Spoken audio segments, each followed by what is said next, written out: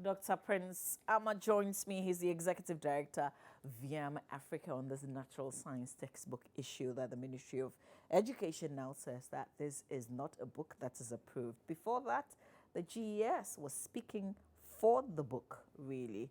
But good morning to you, Doc. Thanks for your time. Good morning, Mama V. I'm most grateful for the opportunity as well. Sure. So, what is your position on this, really? First of all, what's your interests?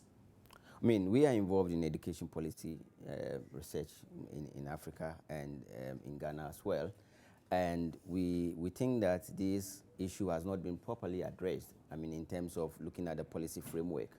The Ministry of Education will not allow any textbook in the system if it has not been approved. There is a textbook regulation, framework or policy that specify how the textbooks should be approved or should be published in and sold in the market.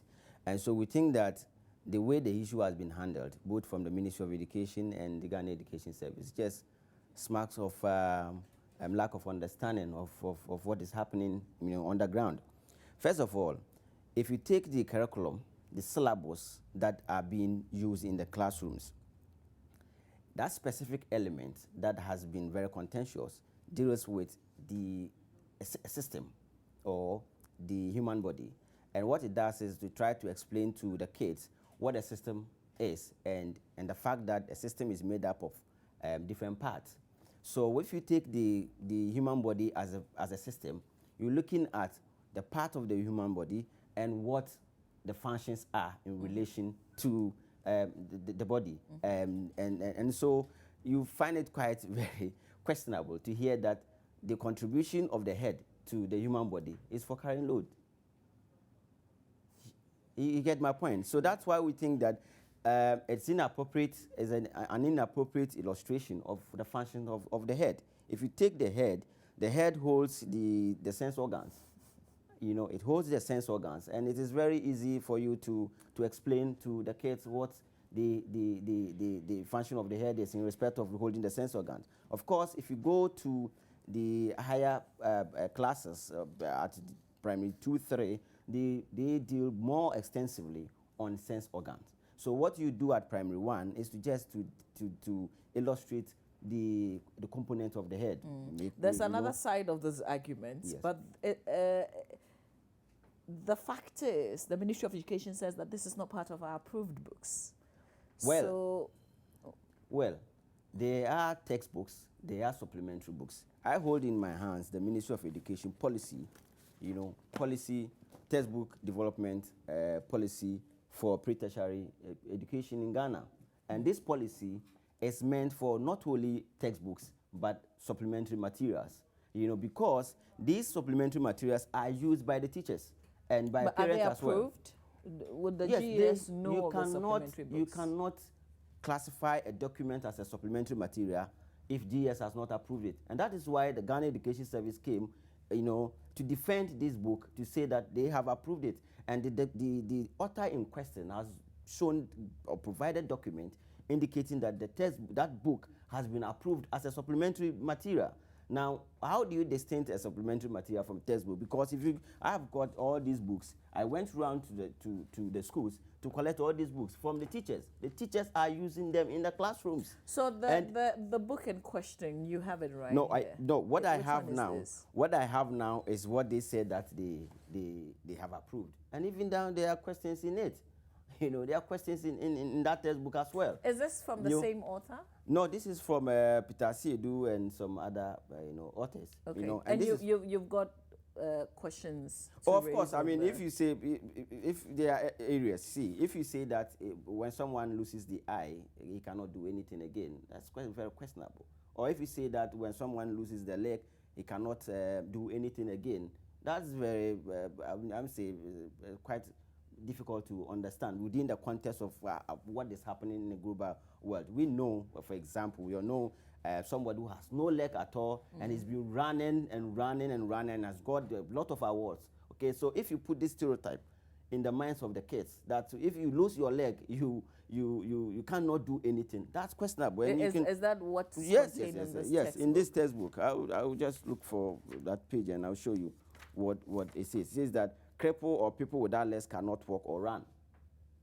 In page 64 of that textbook that the GES said they have approved and scrutinized. And it tells you that people without hands cannot write or hold things. Now, assuming, especially within the context of inclusive education. Let me let our within the viewers context see what of you're inclusive talking about. education, which the GES itself has a policy on inclusivity. If you have somebody who is physically challenged in the classroom and you are teaching this, is it sensitive enough to those kids? And this is the approved textbook. You know, what we are saying is that the GES and the Ministry of Education are being irresponsible as far as this issue is concerned. They must admit that they have not done due diligence and that they would invite these authors, sit down with them and reassess the document than to sit, and try to defend the indefensible. I heard someone like the executive director or executive secretary of the National Council for Curriculum Assessment, Curriculum and Assessment, Mr. Chiga, is saying that the head is used for carrying loads. I'm sure he didn't even understand the issues at play. The issue is not what the uses of the head. So let me put this Yeah. point that you make in this book, Natural Science for Primary Schools, Activity-Based Pupils, Book 1. Effect of losing part of the human body. So what you read out is one of the effects. So the point is, people without hands, if you lost your hands, the book says you cannot write or hold things. If you're crippled or if you don't have legs, it says that you cannot walk or run.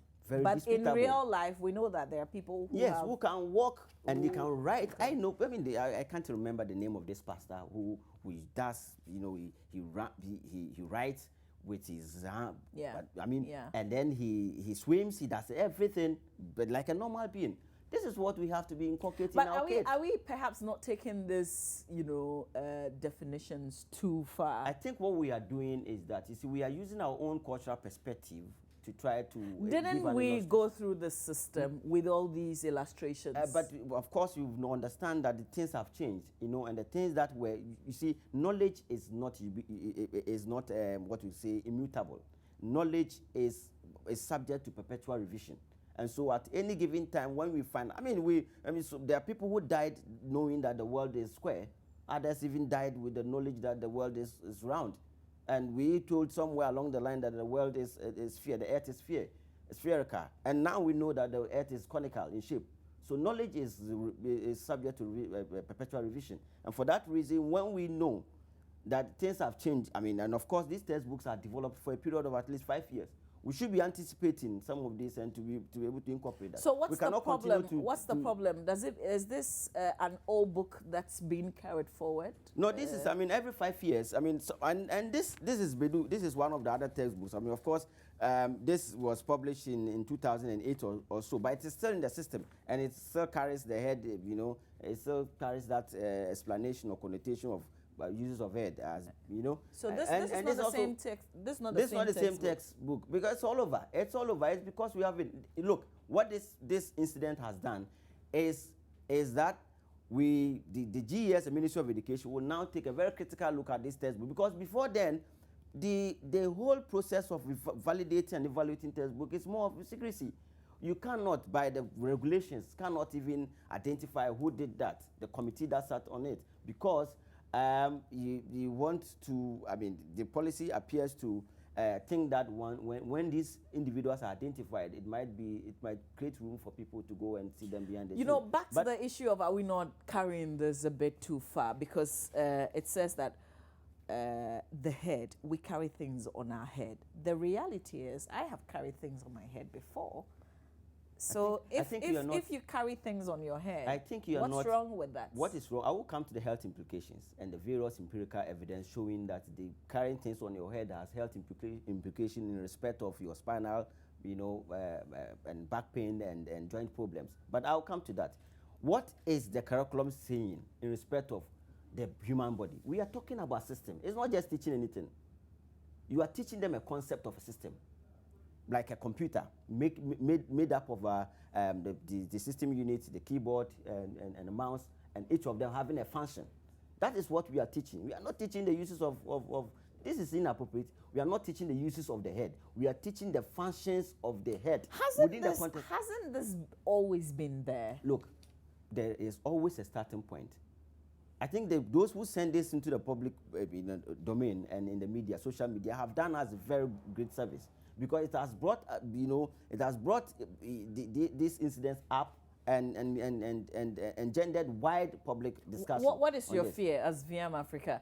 Is your fear that if we start telling the children that the head is used to carry things, they will grow up thinking that that's what you use the head for? Beyond that, I mean, beyond growing up thinking that, I mean, we need to, to understand the implications. How? What are the implications? And I'm telling you that. I saw tomatoes on my head. Yes, but we don't know the implications.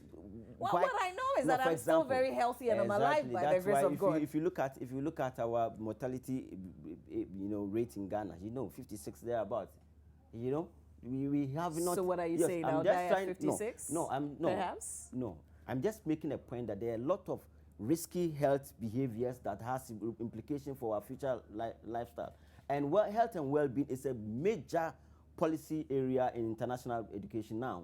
That you need to teach health and well-being. UNESCO, UNICEF, these are policies on that. And health and well-being, the evidence that health and well-being of students has implication on the educational achievement. And therefore, when you are teaching them, you must teach them within the context of a healthy lifestyle as well. And you think that it is good that you teach people that they should be carrying things on their head, when we know that there are health implications associated with that act. If we are doing it and it's wrong, it does not mean that we should continue to do that. So what kind of recommendations are you giving? What kind of actions do you intend to take? Yeah, I think that, I mean, we have said that the Ministry of Education must, reevaluate the textbooks, the content, the syllabus itself, and try to align these with what is happening elsewhere. Because the point is that science is more of a universal, a subject, and has universal applications as well. So you can look at the other contexts and see how these topics are treated, and especially in respect of producing textbooks here, you cannot allow anybody at all to develop textbook without being approved or scrutinized. I mean, if we allow everybody to import anything into this country, we will get unwholesome goods, all over in the market. But the Food and Drugs Board will not allow you to do that. What as a parent, I mean, I'm looking at the books that you're showing me, and I'm thinking, are my children using these already? Exactly. So what can we do as parents? Because if these are approved books that are being used in the school, what can we do? Unfortunately, the users of the books, especially in this case, primary and say parents, the primary school people, they don't have the voice now. So the parents have to start, the civil society organization, the parent must stand up for them, because they cannot voice it out. If it were to be in secondary school, yes, even in Ghana, it's difficult to get secondary school people's voice heard. So what you can do now is to call for these books to be reevaluated.